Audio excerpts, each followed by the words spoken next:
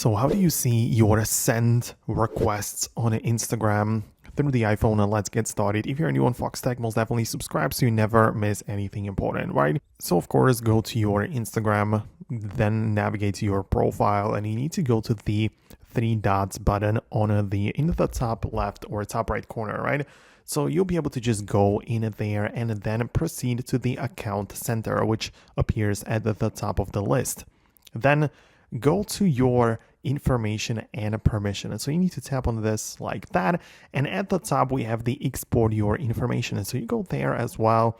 And as you can see, we can export all of your activity, right? So when you click on create and export, make sure you select to export to device and include all of the thing, right? So you might choose the date range based on your preferences, but you can probably just get all of the information, if not just the followers. But if you get all of them, you need to request the export. And that's what I did. I waited for like 10 minutes or so, and then I got the available export, right? So I can click on the download button. It will open it up through the Safari web browser.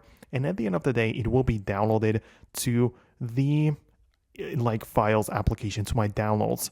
And it sounds a bit more complicated, but at the end of the day, you'll be able to just get in here, browse through the folders of your information, go to your activity right in there, and you will be able to just find all of the things, right? So you can see your activity of all sorts. So actually you need to be part of the connections folder, and then you can find followers and following, and there is going to be a document of the recent follow requests. And that's like, of course, for the time period that you have selected. You can open it up and it will be like in a list with the date and the time information and the accounts you have requested to follow, regardless of whether or not they have accepted it. It's just like your history and your data stored in there. So as I say, it might be a little bit, more complicated, but it gets the job done, and I believe it's the only way you can do this. So let me know in the comments below if you managed to set it up on your device. Thanks a lot for watching, and I'll talk to you later in the next videos as well.